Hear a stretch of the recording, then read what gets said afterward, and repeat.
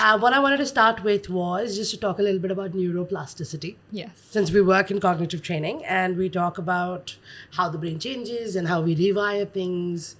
And a lot of people ask, how does that work? Yeah. So tell me a little bit from your experience how neuroplasticity works, or at least you have seen it work. Yes, I have in a lot of different students, but my main example would be I had a student that came in. He's really small, but he came in and he would come in crying. He would constantly ask for his mum. He couldn't really sit still for more than like 5 minutes and stay focused on a task.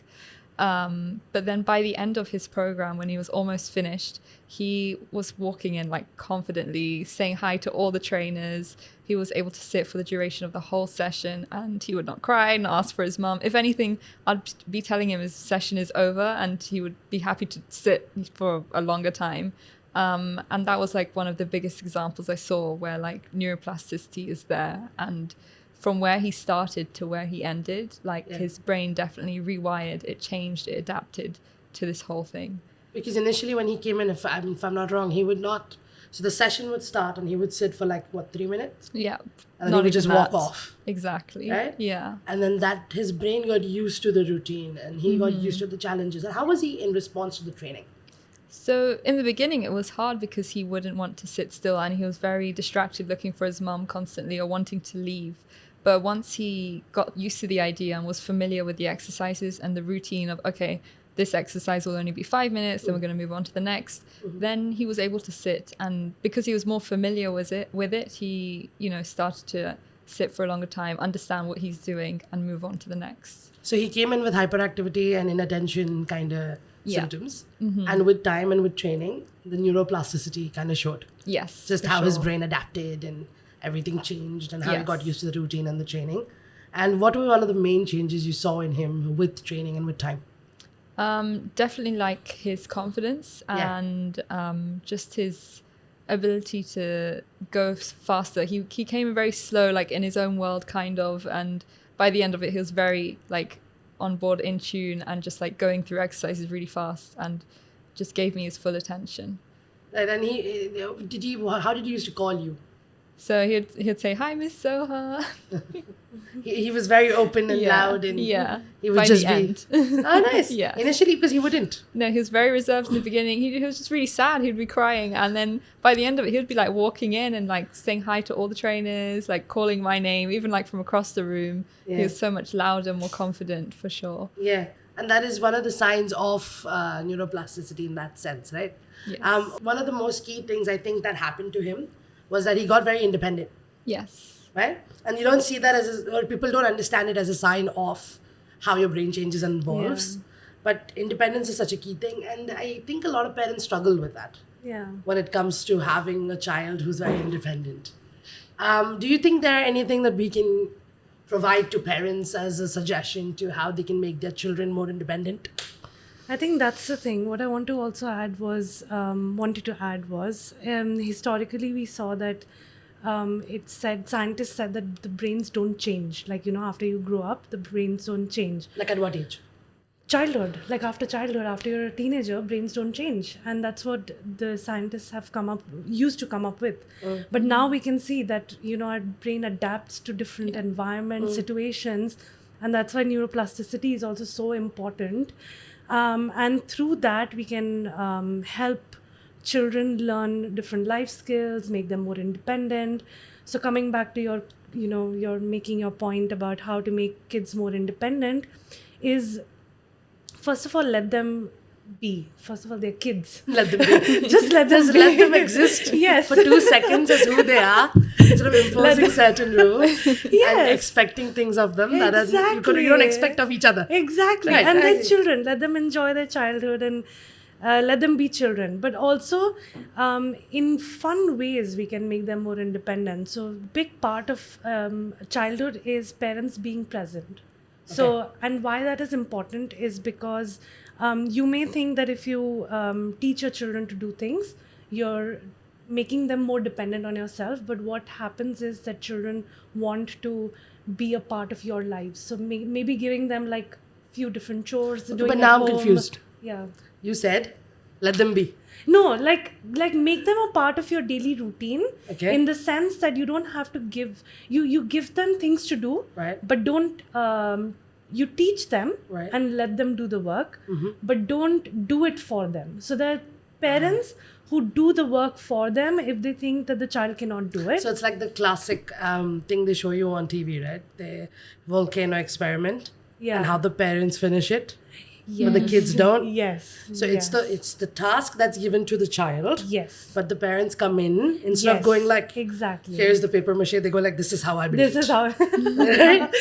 That difference is what you're Yeah, trying to yeah, say. So we yeah. need to find that thin line between being like, here you go, I'll show you how to do it, as opposed to here you go, I'm doing it, see it. Yes, exactly, exactly. To make them more independent. And other things are just like if they're playing, like right now technology has come into place, and technology is just not good for children. And their I'm in a very development. opposing view of this. It's not okay. If you use it in a good way, it can be good for you. But if you overuse it, which I'm seeing a lot of parents, if they don't get time for their children, they will just hand the iPad or the laptop to the child. iPad kids. So iPad kids, yeah, Yes. exactly. So that's where the being present comes into place. So you be present in your child's life. Secondly, you let them play outside of the house. You know, there's so many things like walking on the grass and like touching things. Your senses are working outside. So and let them play on their own. So I have a lot of opposing views to this. Oh my God. One, because I have a nephew at home. Okay. I can tell you from experience Yeah. that no matter how much you're present, it's not enough. Yeah. Because kids before used to be stimulated by like a rubber tire and a stick. Yeah. Right? Yeah, exactly. That stimulation level was very different. Yeah, yeah. Now, if you see, the child does not get stimulated to any end. After I'm playing with him, he'll be like, okay, now we'll play pretend. We're playing pretend. Okay, now we'll play something else. Play something else. Now we'll do this. And I'm like, okay, but we finished playing this. But I have to play more. You have to play more. I don't want to. That's why learning Understand? independence. Yeah. But it's that just independence also doesn't come because it comes into loneliness and everything. And these kids show early signs of hyperactivity. They show early signs of learning disabilities. Because of that, they need something else. Yeah. And I agree with the point. I do agree Yeah. with your point that we can't give them 16 hour on iPad. Yeah, Like here's an yeah. iPad for 16 Yeah. hours. Exactly. I agree with that. But I also don't think it's fair to a lot of parents because also like where we live right now, where do they go outside? Yeah. How do they go outside? Yeah. Well, Play dates. it's still another That's the only person's thing I house. can, yeah. It's There is true. no place outside in the world they can go to. There's no grass that yeah. they can. That's not hot. Especially Dubai. That's not burning hot that they can put their feet on. Like it's Yeah. a very Yeah. different world Yeah. because Dubai is different. Yeah. I think a geographical factor comes into how. That's true. That's true. This is a very general. These are very general tips I'm giving. So you shouldn't give us a specific one for Dubai. for the Oh. For Dubai independence. For kids For who our want Dubai independence viewers. in the UAE, what do they do? Good question. Shall we ask someone who's lived in Dubai for very long? I mean, it's true. I think for Dubai independence, I would say I like that point of yours. Guidance, don't do it. I like that idea. Yeah. I think because even like in my house, and I always go back to my house because it's easy for me to understand, right? I'm telling my nephew, don't sit on the screen.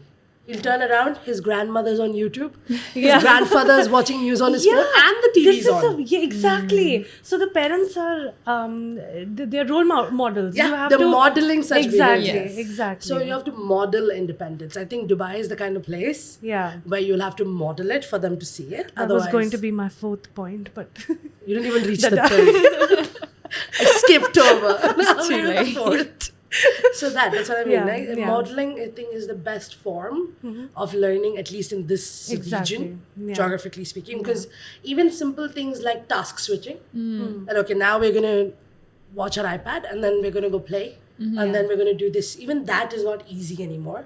yeah. Because parents don't show it or their primary guardians, whoever's around Yeah. them, don't show similar behavior, right? They show behaviors of selective tasking or multitasking, right? That's how they show it. Yeah. And then kids are trying to mimic it and they can't because the world has changed. Yeah. You have an opinion about multitasking. Yes, I think it's a very big misunderstanding that people are good at multitasking because you're actually just good at selective attention, like Right. giving yourself one task at a time and then completing the next. Yeah. Because when people do multitasking, they're 40% less productive. Oh. So you're not actually Then they getting a would lot be? done. Yes. If you were doing a task, you would be less efficient if you're multitasking. Because you're doing so many things at once and you're not completing any of them. Like you're going to do all these things at once and then you have to complete them one by one in a way. You can't complete all of them simultaneously. Right, yeah. Because I think one of the research said that only 2.5% of the world population, or the extrapolated version of the world population, is able to do multitasking in an efficient manner. Most people just leave things halfway. Exactly. Right? Yes. And I think a common misunderstanding is that they use the word multitasking for task switching. Yeah. Is it not? Yeah. What do you think multitasking means? I actually wanted to ask this question, to you guys. So, we get kids, okay? So we're doing like maybe one exercise and we give them a puzzle to do while we're doing that exercise, for example, AP. So what do you think? We are kind of teaching them how to multitask, but also how does that play into the picture? Like we are trying to teach them how to do the puzzle and listen to us, because in the real world we are doing our homework. Children are doing their homework and their mom is telling them something to do and they're not listening to them. So we're trying to what are we trying to teach them, when it comes to that situation? I think in that particular stance, what we're trying to do is build divided attention. Where we're showing, even though I agree with you that multitasking is an overused term and may not actually be as beneficial as people expect it to be. Yeah. I think what we are trying to build is the ability to divide your attention if that need comes in the future. Yes. Where you're able to do or give at least a minimal of your attention to something else while doing something. And we should be aware of our surroundings and what people are doing and what people are saying. Because that plays into a lot of things. Yeah. That plays into time blindness. Yeah. It plays into like general awareness, situational understanding. Right? Yeah. So those things kind of needle in with each other. I think that's specifically why we do that. At least that's what I work on. What do you work on when you try to do this? Like just a point on that is that we can't avoid it, I guess, going into the future. The way our lifestyles are these days, like there are a lot of stimulus all at once. So as much as like we might not be the best at it, like with our training in the center here, like we kind of help them, like become more familiar with like these situations that might happen in life where there's a lot of different stimulus happening at once, but you're able to still go through it. That makes sense? Yes, because when, for example, I'm working with a student, and their parent is like, we want our child to work so good, and we want them to, work on their multitasking skills. And I'm like, is it you're like, I don't want to work on his multitasking skills. I don't believe multitasking works. The field has told me, the research has shown otherwise. So that's when I started thinking, that is multitasking a good thing or a bad thing? And then I think a lot of it plays into colloquialism. Yeah. It's like how we say sadness, depression, overuse Yeah. interchangeably. Yes, very much. yes. Yeah. I think they use the term multitasking for something else that they're looking for. Yes. I don't think anyone wants you to read and write at the same time. Exactly. I don't exactly. think that is something they really want. I think what they want is the ability to finish writing, but understand you have to read later. And also while doing their homework, listen to their mom. Right? Simple things. Yeah. Oh, switch off the Yes. TV, switch Yeah. off the TV, switch off the TV, switch off the TV. Okay, fine. That's it. Yes. That's what they're looking Yeah. for. Right? Yeah. They just want that simple Yeah. task switching.